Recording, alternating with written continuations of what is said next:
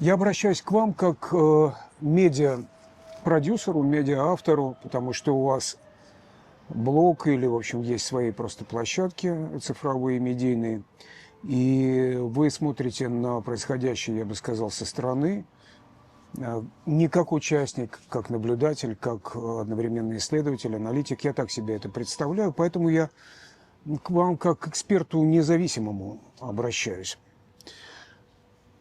Скажите, пожалуйста, на ваш взгляд, зачем сегодня существует Координационный совет? В чем его практическая функция? Это на самом деле не такой простой вопрос, и, наверное, сам Координационный совет до конца не может ответить на этот вопрос, для чего же он существует. Изначально в 2020 году он создавался Светланой Тихановской и другими политическими активистами после выборов, после фальсификации выборов в Беларуси для преодоления политического кризиса, который тогда наметился, и для создания проекта реформ Новой Беларуси. Потому что предполагалось, что диктатура уйдет, и вот этот вакуум, который образуется, надо будет заполнить. Впоследствии мы знаем, что произошло то, что произошло. Иммиграция, посадки, то есть некоторые члены Координационного совета, такие как Снак, Колесникова и другие, Алана Габрамирян, были посажены в тюрьмы, отсидели сроки, вышли в различное время. Кто-то уехал, и продолжилась деятельность уже в эмиграции. То есть Координационный совет стал оторван от Беларуси. Потом произошли определенные реформы в нем, изменения состава и так далее. И вот в 2024 году произошли выборы в третий созыв Координационного совета, и сейчас в 26-м четвертый. Если говорить о том, для чего он нужен сейчас и какую роль выполняет, практическую, полезную, я бы сказал так, что это некоторая представительная функция, поскольку Координационный совет признает Европейский парламент как некий альтернативный орган Беларуси, с которым они могут общаться, поддерживать какие-то связи, поскольку Беларусь официально сейчас является авторитарным фашистским государством, по сути дела, союзником агрессора в войне против Украины, и поэтому контактов прямых нет. И вообще, поскольку нет выборов, то юридически де юре не признают белорусский парламент в принципе парламентом, потому что последним легитимным парламентом был Верховный Совет Республики Беларусь, распущенный Лукашенко в 1996 году. Поэтому как альтернатива КС нужен. Его признают различные организации международные, которые работают с членами КС, обсуждают разные вопросы. Также КС может быть полезен для, собственно, воспитания такого парламентаризма, чтобы люди проходили некую школу, вообще опыт того, как вообще работать в парламентских структурах, таких голосования, создание законопроектов, работа с другими коллегами. То есть, чтобы определенный опыт был на будущее, и чтобы человек, а то, понимаете, как мы говорим, новая Беларусь, туда-сюда, даже придем, и будет возрожден, допустим, Верховный Совет. Кто туда будет избираться? И что он там сможет сделать? То есть, понимаете, это 30 лет этой политической пропасти правовой, когда не было настоящего парламента, когда не было демократии в стране в принципе, и все структуры эти были захвачены режимом, понимаете, что это вызовет определенные проблемы, поэтому над этим нужно работать и готовиться. Также Координационный совет вырабатывает, собственно говоря, те же реформы. Поскольку он не является официальным парламентом все-таки, то в основном он не занимается законотворчеством в привычном понимании, то есть издали некий закон, и белорусы даже в эмиграции, они по нему будут жить, то есть некие правила. Нет, они в основном занимаются проектами реформ будущей Беларуси, собирают материалы для иллюстрации, какие-то еще другие проекты реформ, пишут на будущее, которые, то есть сейчас они не использованы, но они могут быть востребованы после смены режима Лукашенко. Из полезных вещей я не так давно задавал вопрос непосредственно члену КС и третьего созыва, и сейчас это уже четвертого созыва, Елизавете Прокопчик. Я спросил просто и понятно, что сделал Координационный совет вообще для простых белорусов. Вот многие не любят этот термин «простые белорусы», его маргинализируют, говорят, что ну что это такое, это вот что-то неопределенное. Ну, я потом пояснил свой вопрос, что я имел в виду под простыми белорусами. То есть не политические активисты, не политики, люди, которые живут обычными бытовыми потребностями. То есть это рабочие, это служащие, какие-то люди, которые случайно попали под раздачу и выехали, допустим, из Беларуси, живут в Европе. Но про белорусов, которые живут в Беларуси, я уже не говорю, потому что Координационный совет на них вообще никакого не оказывает влияния, в принципе, как там и офис Тихановской, и многочисленные другие организации. Там вообще они никакого влияния на это не имеют. Вот. И она сказала, что ну, конкретно они, блок «Наступ», они сделали раньше молодежный наступ, они каким-то образом там помогли студентам в получении виз, то есть они работали с польскими чиновниками для того, чтобы упростить, там, улучшить условия получения виз или там, пребывания или что-то такое для студентов. То есть они обозначили вот такой проект.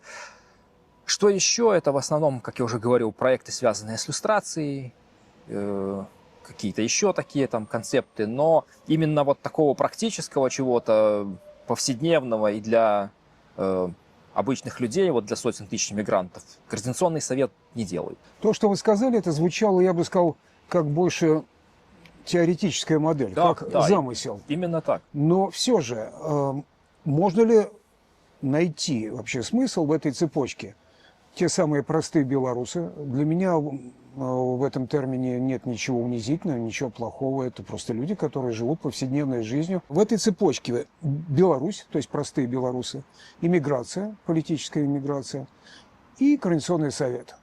Вообще, может ли он пройти, как-то пробиться, может быть, да, так сказать, добраться дальше туда, к земле, к родной земле, где есть эти самые простые белорусы? Понимаете, здесь два, я вижу, основных момента. Первый – это вопрос доверия, а второй – это вопрос безопасности. То есть, с одной стороны, режим Лукашенко абсолютно не заинтересован в том, чтобы политическая эмиграция Беларуси каким-то образом устанавливала действительно мощные связи и влияла на то, что происходит там. Они сделали для этого все. Они признают политических активистов и политиков, и журналистов, и правозащитников, там всех, короче, кого могут, экстремистами, террористами, и за любую помощь, за контакты с ними людей наказывают просто. Ты подписался не на тот канал, ты сядешь, ты кому-то задонатил деньги, ты сядешь, ты там проголосовал даже за тот же Координационный совет, это уже тоже уголовное преступление может быть, поскольку Координационный совет они признали там экстремистской организацией. То есть они всячески пытаются отрезать эмиграцию от континентальной Беларуси, так сказать, чтобы воздействие было минимальное. А второе – это вопрос доверия. Простите меня, когда выяснилось, что Анжелика Мельникова, которая долгое время возглавляла этот Координационный совет, она просто с деньгами, с грантом для Координационного совета уехала в Беларусь. И как бы не до конца понятна эта вся история, в какой момент она связалась там со спецслужбами и какая вообще эта связь. То есть она была изначально завербованным агентом, либо она по ходу своей деятельности вступила в какую-то связь. Но то, что это произошло, это очевидно для всех. И поэтому, простите меня, какое может быть доверие парламенту, который возглавляет, по сути дела, Тертель, председатель КГБ Беларуси? Ну, отсюда резонный вопрос. Кто ж тогда сейчас выступил организатором состоявшихся уже выборов в Координационный совет? Какова репутация этих людей и структур? Вот сейчас, с учетом того, что произошло с Мельниковой, например. Насколько я знаю, выступил организатором выборов в Координационный совет сам Координационный совет, то есть это там председатель избирательной комиссии Приходько, это техническую часть обеспечивает Павел Либер, и офис Тихановской там осуществляет поддержку, в том числе, поскольку Тихановская инициировала когда-то Координационный совет в 2020 году.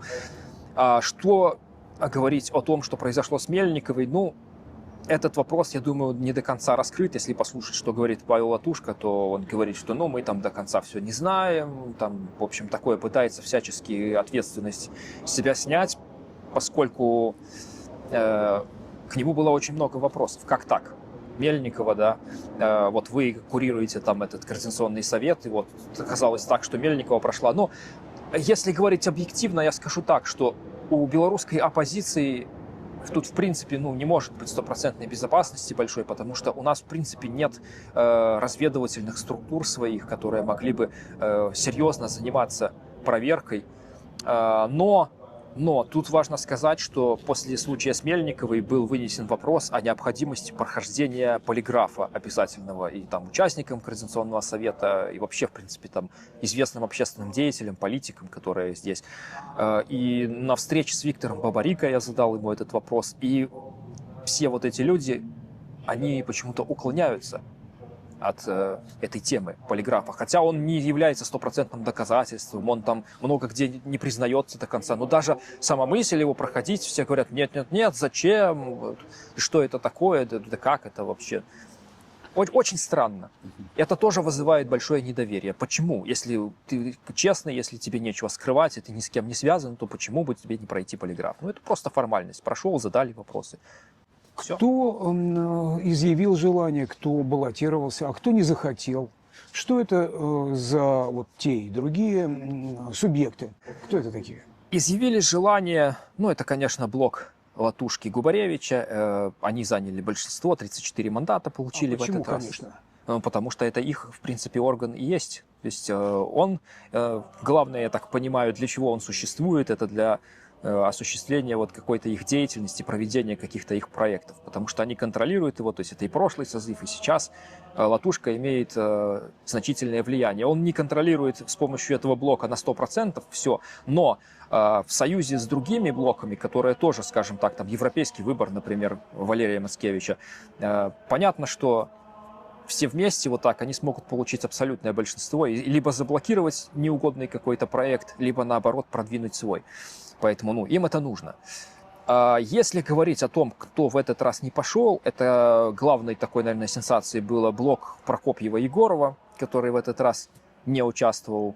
Также не пошел Виктор Бабарико, который заявил, что он не видит в этом никакого смысла. Ему задали вопрос на встрече, которая была в замке 10 мая. Он сказал, что, в принципе, сослался на цифры. Тогда еще не было результатов голосования нынешних, позорных этих 2113. Тогда еще было там 6500 за третий созыв. Он говорит, что такое 6500 там от полумиллиона там, или миллиона мигрантов, белорусов в эмиграции только. А если взять 6 там, или 7 миллионов белорусов, которые в принципе право голоса имеют, всех вместе, что такое 6000 от них? А сейчас вот прошел 4-й созыв КС, это вообще 2000, это 0,03% белорусов. То есть раньше шутили там Лукашенко, Саша 3%, а тут как бы получается, что вот эти люди, они имеют 0,03%. То есть это вообще на уровне статистической погрешности. А имеет ли смысл наш сейчас разговор, попытки вот наши, так сказать, узнать получше, построить, выстроить, да, так сказать, реальную картину этого Координационного совета, имеют ли они смысл при таких-то вот статистических, так сказать, результатах? Ну, имеют, потому что, в принципе, я думаю, в какой-то момент возможно будет это все реанимировать. И, возможно, Координационный совет, сама концепция его еще, может быть, пригодится, если отмыть ее от вот этих всех предыдущих серьезных проблем, таких как Мельникова там и разные другие, и просто его фактически недееспособность.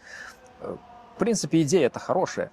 Вот. И плюс это просвещение, это просто рассказать людям, что происходит, потому что вот эти структуры, в том числе связанные там с офисом, они всячески рекламируют это, они это ощущают как что-то некое такое важное, это ж вы что, это чуть ли не парламент, который там реально что-то делает. Поэтому, понимаете, должно быть четкое, трезвое представление о том, что это есть. То есть я не пытаюсь очернить Координационный совет, я не пытаюсь его и обелить, я просто из объективной информации, которая мне доступна, пытаюсь делать выводы и рассуждать о том, что есть реально. То есть какие плюсы реально у него есть, потому что они тоже есть.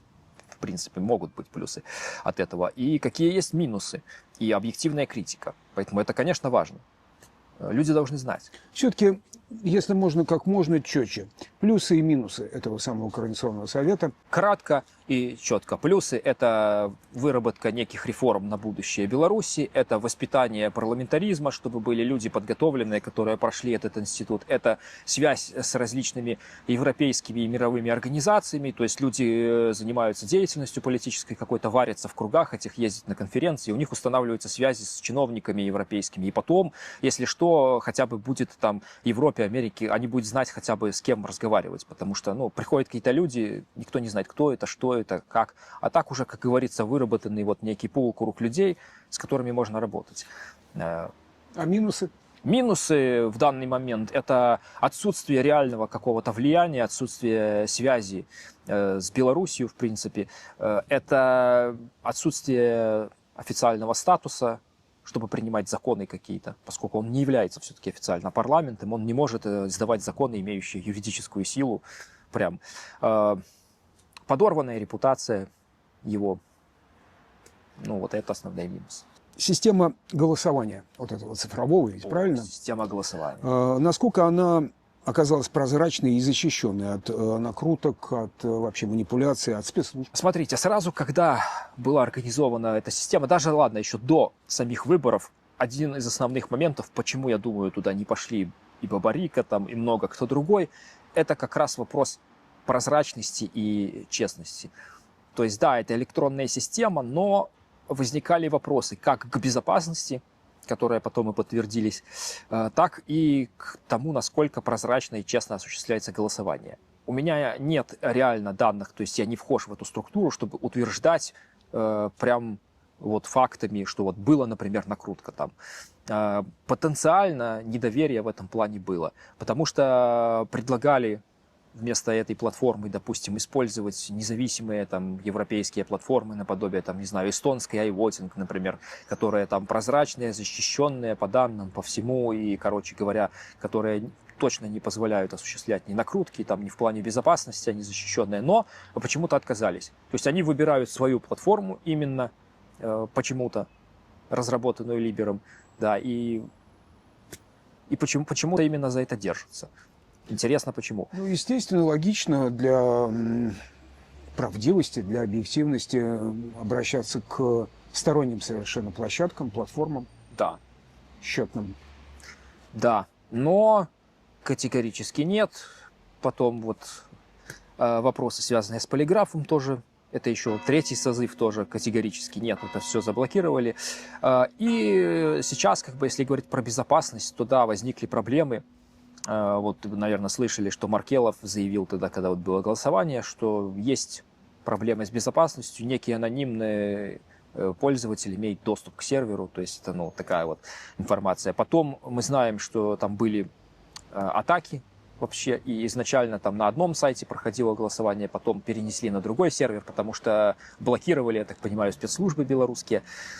Плюс еще, как установили, нет по умолчанию, ну, возможности, то есть, ну, система не удаляет, то есть если человек из Беларуси проголосовал, то остаются следы цифровые, если он сам их не удалил специально на компьютере, и если, допустим, к нему придут с обыском, то обнаружится, если он не почистил основательно систему, обнаружится, что он выполнял голосование, и за это, собственно, в Беларуси наказывают, потому что Координационный совет признан экстремистской организацией. Так что вопросы есть к безопасности. Сколько людей задержали за голосование в Координационный совет, точно неизвестно. Говорят о 2, но понимаете, что белорусские спецслужбы могут устроить показательный спектакль какой-то, чтобы, допустим, преувеличить эту цифру, потому что показывали там несколько человек, 4 или 5 как минимум. Но сколько из них реально задержано, против кого какие дела возбуждены, об этом говорить сложно пока.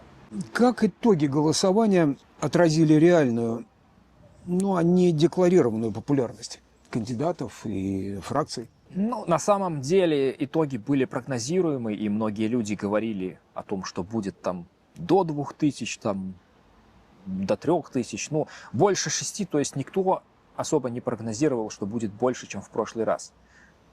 И оно так и оказалось в 3 раза меньше, чем при голосовании на выборах КС 3-го созыва.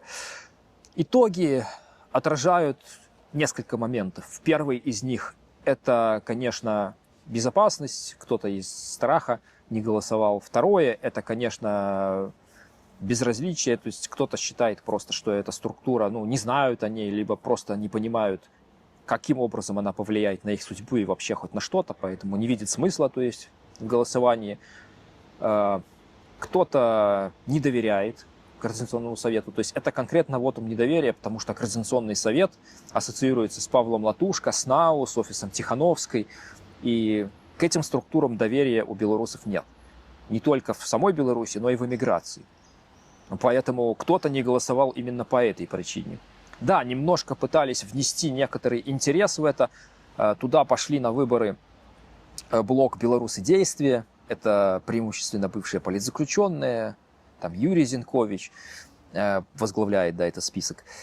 Они попытались, да, немножечко привлечь внимание. Мне неоднократно предлагали выдвигаться в Координационный совет. Я, естественно, категорически отказался, потому что я не вижу смысла вообще этим заниматься и идти в эту структуру. Ну, даже если попал туда, и что дальше? Я не вижу, как я там могу что-то сделать вообще для чего-то. А добровольцы, ветераны, те, что воевали в Украине, за Украину, белорусские, они представлены там? Там есть блок, в котором вот Кабанчук, еще там кто-то. Ну, понимаете, настоящие добровольцы и ветераны, большинство, они воюют в основном, да, и многие из них, они не въездные в ЕС, они признаны угрозой национальной безопасности, поэтому, ну, в прошлый раз вот был Александр Наукович Лахвич, в этот раз он не баллотировался уже в КС,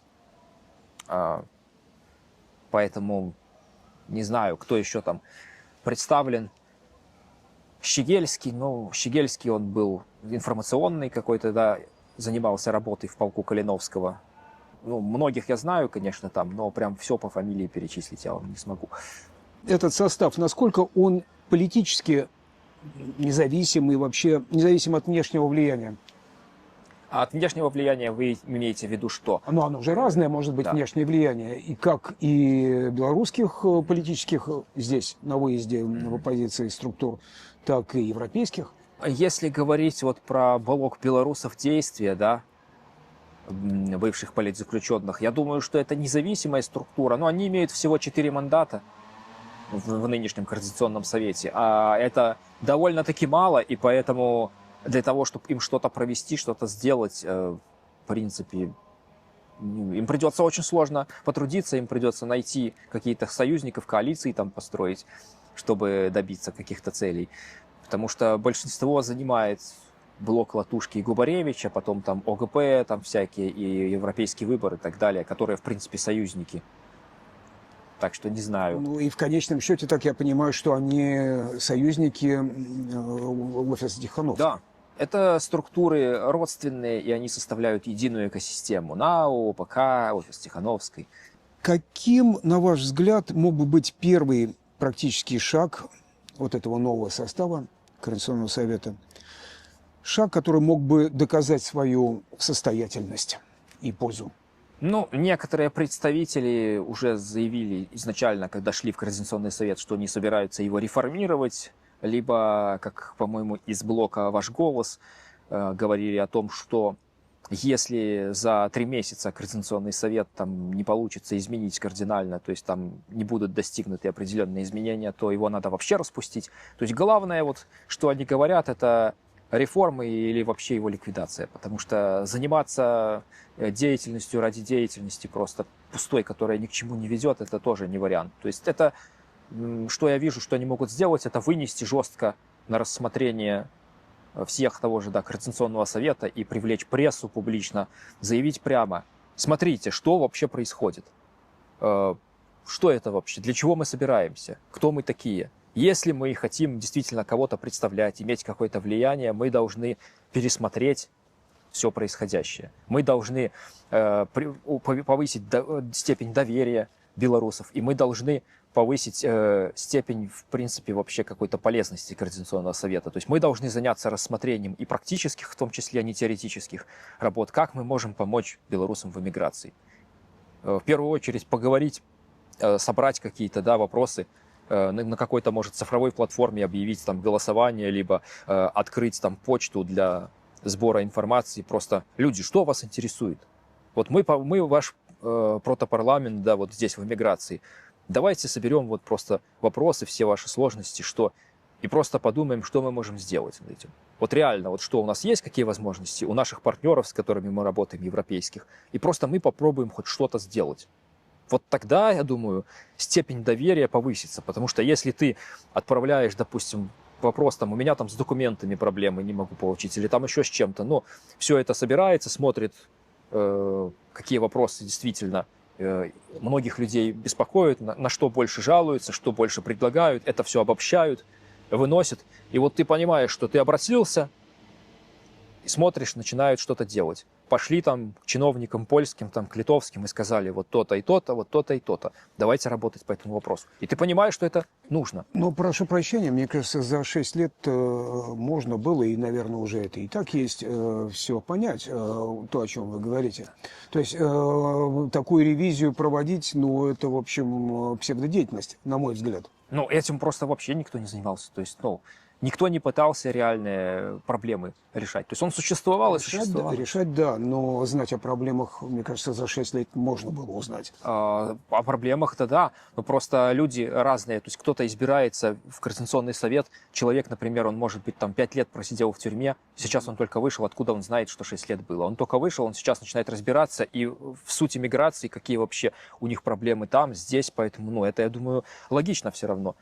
Что люди избрались и задали вопрос, вот конкретно что сейчас. Потому что, возможно, что-то уже делается, возможно, над чем-то работают параллельно другие организации или активисты. Поэтому, ну, важно просто понять и для себя сложить мнение. То есть новый созыв пришел, и даже если проблемы известны, все равно уточнить и понять, что актуально. И, наконец, вопрос. Вот насколько я слышал, насколько я вот сейчас замечаю в социальных медиа, что Мария Колесникова продолжает и, в общем, упорно и громко говорить о том, что нужно сотрудничать с Лукашенко. Так это или нет? И как это вообще, вот такой вот настрой, ее ли, неважно, чей, может вдруг проявиться, на ваш взгляд, в этом Координационном совете? Ну, не знаю, Мария Колесникова, насколько мне известно, не баллотировалась в Координационный совет, поэтому я не знаю, насколько это может проявиться там, и те люди, которые шли, я от них не слышал того, чтобы они о таком заявляли. И да, действительно, Мария Колесникова изначально, как только вышла, она сразу же там в первые дни на пресс-конференции благодарила Лукашенко за то, что он ее выпустил. Ну, за то, что посадил на 5 лет, не поблагодарила, но я думаю, что еще у нее будет на это время. А потом в интервью Дудю она заявила, что у нее в принципе не было цели менять режим, она просто участвовала в политической кампании. Поэтому к Марии Колесниковой доверия у меня нет. Та позиция, которую она высказывает, я в полной мере не разделяю. Я понимаю, что если говорить об освобождении, например, политических заключенных, то важно, да, возможно, какой-то обмен частично производить, что-то там на что-то делать, но простить и забыть Лукашенко, там перелистнуть страницу, как говорят, либо даже, как некоторые говорят, вот вернуться к нулевой точке, там 19-й год, 20-й, когда были максимальные отношения там, с Европой, с Америкой, когда репрессий не было, то есть все было на таком уровне, что гражданское общество было максимально, имело максимальные возможности в Беларуси за последние годы. Это не решение, потому что сейчас, во-первых, не те времена, сейчас идет война в Украине, Россия давит, и даже если теоретически просто представить, что вот вернемся мы в эту точку, всех на всех выпустят, все вернутся назад, я уже говорил, в принципе, это в прошлых выпусках, все равно правозащитники будут замечать нарушения, журналисты будут говорить о проблемах, о которых не говорит официальная пропаганда, политические активисты будут заниматься борьбой за власть, и Лукашенко в нынешнем положении будет вынужден возобновлять репрессии. И либо он теряет власть, либо он делает то, что он делает сейчас. Поэтому это не решение с ним договариваться. О чем? Я не вижу смысла с ним говорить. Как вы считаете, Координационный совет, вот этот новый состав современный, он может, а может быть даже и должен, иметь собственное отношение, позицию насчет снятия санкций для белорусской алии? То, что сейчас США, насколько известно в прессе, хотят от Польши, просят от Польши, от Литвы. Координационный совет состоит из разных людей, из разных блоков, и поэтому я думаю, что у разных людей могут быть разные взгляды, но все-таки большинство в оппозиции придерживается мнения о том, что санкции необходимы, и это как минимум инструмент для выкупа политзаключенных. Но Момент, связанный с Беларусь-Калием, такой достаточно спорный, потому что, например, то, что Трамп снял санкции с Беларусь-Калия в обмен на 250 политзаключенных, это в принципе хорошо, и такой жест я приветствую, поскольку он все равно ничего с этим калием сделать не может, потому что он заблокирован, и Литва не давала разрешения на вывоз этого калия через там Клайпеду, да, а как еще возить, самолетами возить, что ли, поездами через Россию, поэтому, ну, санкция как бы была снята определенная, но для режима Лукашенко никакого профита это потенциально, ну, дало возможность, что просто это уже не под американскими санкциями, что там кто-то будет работать с этим. Но логистически пока у него проблемы с продажей калия. И вот это я считаю хорошо. 250 человек выпустили, а практической пользы режима Лукашенко это не дало. То есть вот такие моменты делать, снимать какие-то символические санкции за то, чтобы выпускали реально людей, это возможно, для чего, собственно, оно и существует. Но так, чтобы просто вот критические санкции снять, чтобы режим Лукашенко получил доступ там, к мировым биржам, начал там свои облигации в Европе выставлять, чтобы он начал возить по миру калий, чтобы он там разблокировать небо там, и все остальное. Ну, знаете, за что мы тогда воевали? Для чего тогда все эти жертвы были? Для чего тысячи людей отсидели в тюрьмах просто? Ну, встает вопрос. Может, вообще тогда и не надо было все это? Ну, первое, о чем я тогда думаю. 6 лет эмиграции, я имею в виду политической. Насколько компетентна вот эта вот политическая среда, активистская среда, офис Тихановской, но не только. Насколько компетентны вообще насчет состояния белорусской государственной системы, системы управления, насчет состояния общества, то есть природы вещей в самой Беларуси. Потому что за 6 лет пребывания вне страны, на мой взгляд, возникает вопрос, понимаешь ли ты эту страну сейчас, в каждый момент времени? Не теоретически, не супермасштабно, да, так сказать, а в каждый момент времени. И если ты говоришь о Лукашенко, ты вообще-то говоря его знаешь и понимаешь сегодняшнего Лукашенко? Или это твой воображаемый? Я понимаю, о чем вы говорите. Дело в том, что это зависит тоже от человека. У некоторых людей такое ощущение, что и тогда не было такого понимания. То есть там преследование личных целей и как бы все равно на самом деле, что происходит.